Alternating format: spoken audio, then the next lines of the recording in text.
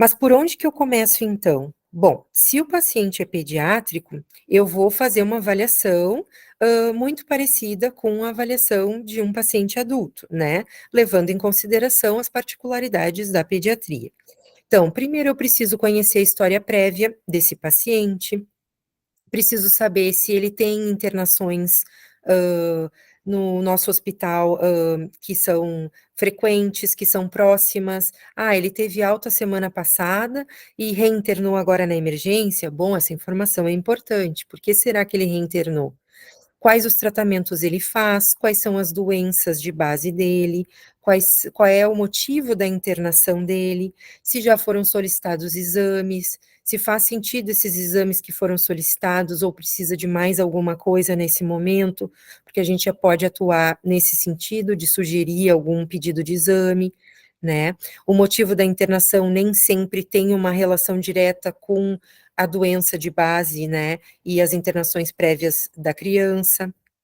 É importante que eu estude, quais são os protocolos da área, então dentro da área pediátrica existe uma série de protocolos, e mesmo aquelas doenças que não são tão protocolares, tão, usuais, eu preciso conhecer quais as ferramentas que eu vou usar, quais as bases de dados e como procurar artigos na área, né, para poder adaptar então e entender como que funciona a prescrição médica e poder inclusive melhorar aquela prescrição, né, sugerindo outras alternativas. E, de posse dessas informações, eu reviso a prescrição médica. Então, isso seria uma forma de acompanhamento de um paciente. A gente sabe que isso muitas vezes não funciona dessa maneira, né. A gente muitas vezes revisa uma prescrição e depois é que tem tempo para acompanhar o paciente. Ou então, fica apenas na etapa de revisão da prescrição médica e só vai acompanhar o paciente quando aquela prescrição tem alguma discrepância, alguma quase falha, já que a gente muitas vezes não consegue acompanhar todos os pacientes e depende muito do perfil do hospital, quantos, farmacêuticos, tem disponível para fazer esse tipo de avaliação clínica, né. Mas o quarto passo, ele é super importante. No momento que a gente estuda e que a gente conhece qual é o usual, né, nas prescrições do nosso hospital, a gente vai se familiarizando e isso facilita muito. Então, o erro acaba ficando um pouco mais chamativo, digamos assim, né, e nesse caso a inteligência artificial ajuda bastante, inclusive nisso, né, a transformar aquele erro, né, numa coisa um pouco mais chamativa para gente, para que a gente possa então realmente reavaliar aquela prescrição, usando então a evolução, o restante do prontuário.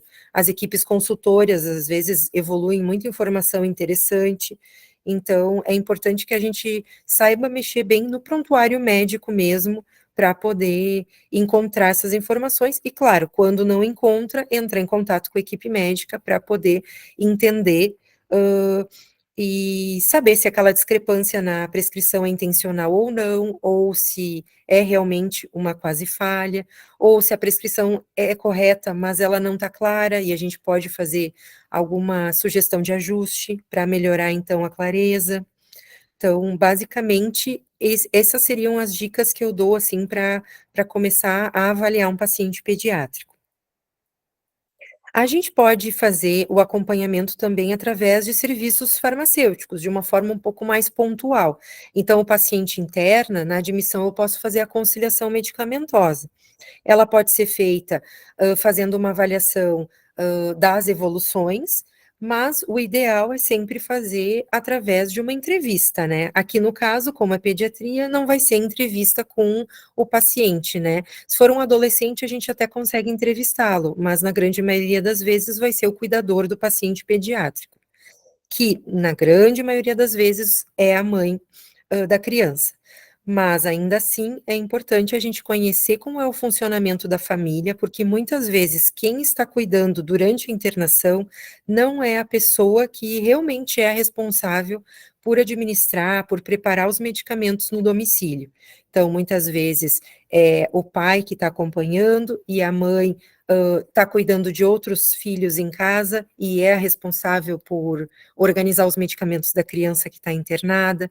Então, é bem importante que a gente vá atrás dessas informações e faça uma boa entrevista para que a conciliação na admissão seja a melhor possível e para que a gente possa, então, fazer essa comparação do que o paciente usava antes da admissão, né, em casa, com a prescrição da internação.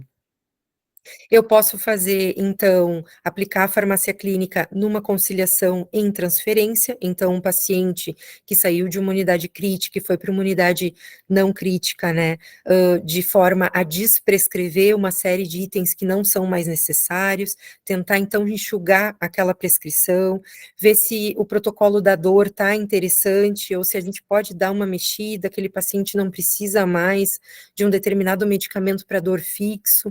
Então, tudo isso a gente pode fazer na conciliação de transferência. E no momento da alta hospitalar também é uma forma, né, super importante da gente aplicar, né, os nossos saberes, né. No momento da alta hospitalar, a gente pode fazer a conciliação e já avaliar qual é o acesso do medicamento, como que então vai ser viável usar aquele medicamento no momento da alta, né, no domicílio. Muitas vezes a gente tem um item que é padronizado no hospital e que não é o ideal para pacientes pediátricos, e a gente acaba fazendo preparações extemporâneas para uso durante a internação, e na hora de orientar um familiar, a gente tem uma outra alternativa que pode ser comprada pelos pais, né, ou um medicamento manipulado, ou então um comprimido numa concentração, né, uma dosagem mais baixa, que fique mais próxima da dose que o paciente vai usar.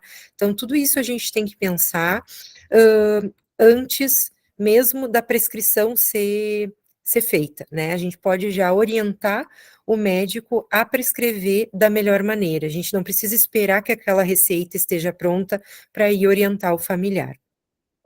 Claro, isso sempre dependendo da realidade do hospital, né.